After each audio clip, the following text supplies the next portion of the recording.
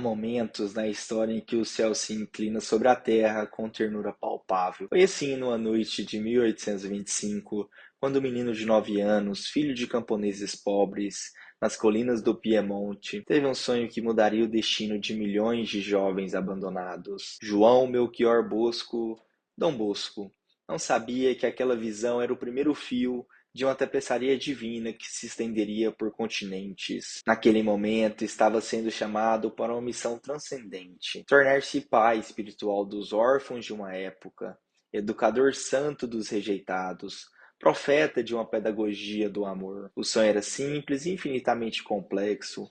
Uma multidão de meninos brincava e blasfemava. O pequeno João tentou corrigi-los com socos e palavras duras.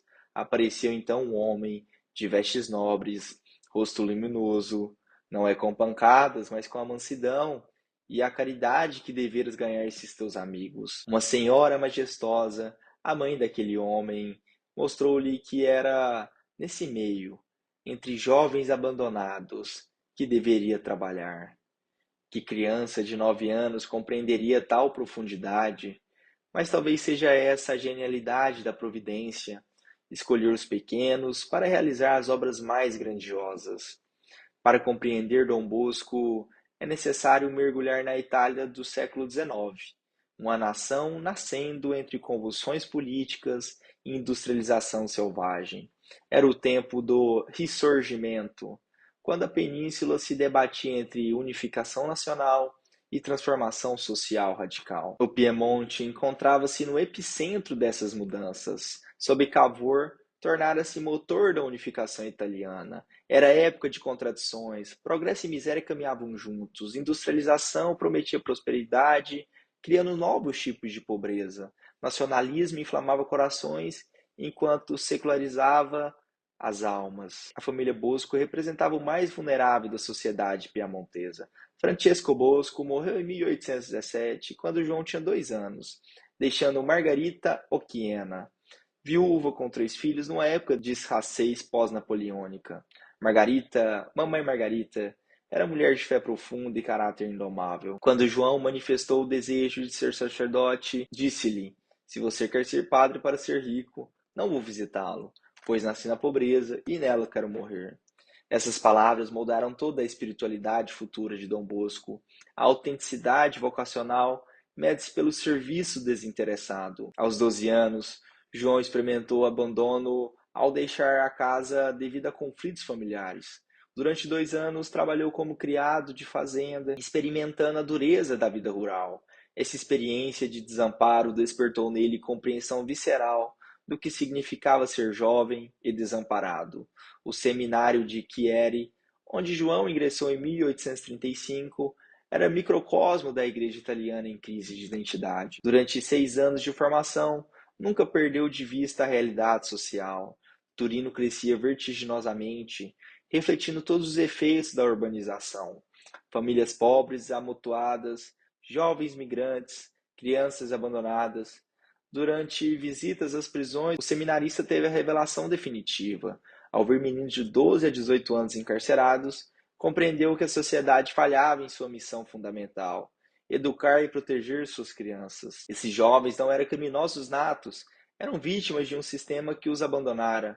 A ordenação em 1841 pelo bispo Luigi Franzoni foi o nascimento de nova forma de apostolado. Dom Bosco não se contentou com métodos tradicionais, era necessário ir ao encontro dos jovens onde estavam. Oficinas, mercados, ruas. O Oratório de São Francisco de Sales, fundado em 1841, começou como experiência quase experimental. Não era caridade dominical, era ocupação permanente dedicada integralmente ao bem-estar juvenil. Dom Bosco oferecia emprego, abrigo, educação, formação profissional, mas acima de tudo, amor paternal genuíno. A genialidade pedagógica de Dom Bosco manifestava-se em sua compreensão de que a educação é a formação integral da pessoa. Seu método preventivo baseava-se numa antropologia cristã que via em cada jovem uma centelha divina desenvolvível, através de 3 pilares. A razão não era racionalismo, mas reconhecimento da dignidade intelectual humana. Significava tratar jovens como seres capazes de compreender, escolher, crescer implicava substituir imposição autoritária por diálogo respeitoso, punição por persuasão, medo por confiança. A religião não era doutrinação, mas formação do sentido transcendente.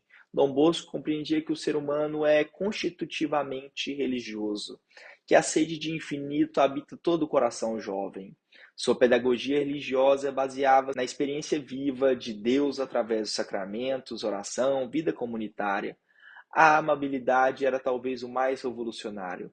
Numa época de disciplina rígida e castigo físico, propunha a pedagogia do amor. Os jovens não sejam só amados, mas que saibam que são amados. Dizia, compreendendo que a percepção do amor é tão importante quanto o amor em si. Dom Bosco teve mais de 170 sonhos que chamava humildemente de visões, reconhecidos como autênticas comunicações divinas. Não eram fantasias, eram janelas espirituais para realidades. O mais impressionante foi o sonho sobre Brasília, em 1883. Dom Bosco viu-se visitando a América do Sul, maravilhando-se com suas riquezas, entre os graus 15 e 20 de latitude sul. Vislumbrou uma enseada bastante larga. Uma voz disse: quando se escavarem as minas escondidas, aparecerá a terra prometida, de onde jorrará leite e mel. A precisão geográfica é assombrosa, a descrição corresponde exatamente onde seria construída Brasília. Os primeiros religiosos a se estabelecerem foram os salesianos, cumprindo promessa feita em sonho. Dom Bosco foi proclamado copadroeiro de Brasília. O sonho das duas colunas mostrou a igreja navegando em mares tempestuosos, ancorada a duas colunas, uma com a hóstia, Salus Credentium, e outra com a estátua da Imaculada, Auxilium Christianorum. Revelava os pilares que sustentariam a igreja, devoção eucarística e mariana, precisamente os elementos centrais da espiritualidade salesiana. A devoção a Maria Auxiliadora era o coração teológico de toda a obra educativa de Dom Bosco. Não era sentimentalismo, era a compreensão de que a educação cristã deve ter dimensão maternal. Em 1862, Dom Bosco teve revelação interior. A Virgem quer que honremos com o título de Maria Auxiliadora. Com apenas algumas moedas, iniciou a construção de uma basílica. Cada tijolo corresponde a um milagre da Santíssima Virgem, dizia. Milagres se multiplicaram, a obra se completou. A consagração da Basílica em 1868 foi um triunfo da fé sobre a incredulidade. Milhares de fiéis acorreram, testemunhando prodígios. Maria Auxiliadora tornara-se mãe e mestre da juventude mundial, sustentando espiritualmente toda a missão salesiana. A congregação salesiana nasceu oficialmente em 1859, as Filhas de Maria Auxiliadora, em 1872. Em 1875, os primeiros missionários partiram para a Argentina. Dom Bosco enviava seus filhos espirituais aos confins da terra, com a certeza: ide, a Virgem vos acompanha. A expansão foi extraordinária. Em poucos anos, casas salesianas floresceram na Europa, América, África, Ásia. Cada fundação seguia o mesmo modelo. Educação integral baseada no método preventivo, devoção eucarística e mariana, amor preferencial pelos jovens mais necessitados. Dom Bosco formou uma família religiosa que transcendia fronteiras nacionais e culturais. Seus filhos e filhas espirituais levaram aos quatro cantos do mundo a pedagogia do amor, a espiritualidade da alegria, o compromisso com a educação popular. Em 31 de janeiro de 1888, Dom Bosco partiu para a eternidade, deixando um legado imortal. Suas últimas palavras foram: dizei aos meus meninos que os espero todos no paraíso.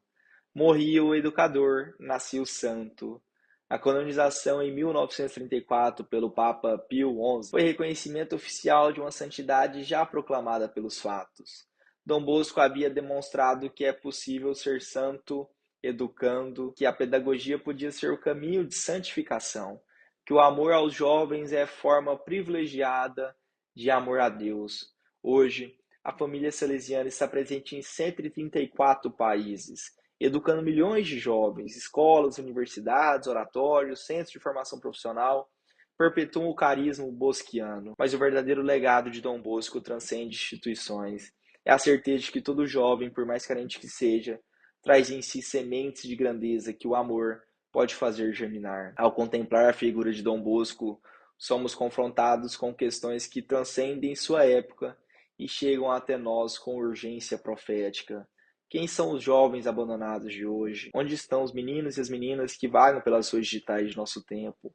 Órfãos de sentido numa sociedade que oferece tudo, exceto o essencial. Dom Bosco nos ensina que a santidade não é privilégio de almas excepcionais, mas vocação universal, que se realiza através do amor concreto aos mais necessitados. Sua pedagogia permanece revolucionária, porque se baseia numa verdade eterna. Todo ser humano é amado por Deus e, portanto, digno de amor humano. E se a santidade começasse pelo amor concreto? E se a educação fosse, antes de tudo, um ato de fé na capacidade de crescimento de cada pessoa? E se descobríssemos que, amando os jovens abandonados de nosso tempo, também nós nos tornamos santos? Dom Bosco continua sussurrando aos educadores de hoje: dai-me as almas e ficai com o resto, porque no final o que permanece não são as instituições que construímos, mas as almas que tocamos com o amor de Deus. Os jovens não sejam só amados, mas que saibam que são amados. Que São João Bosco rogue por nós.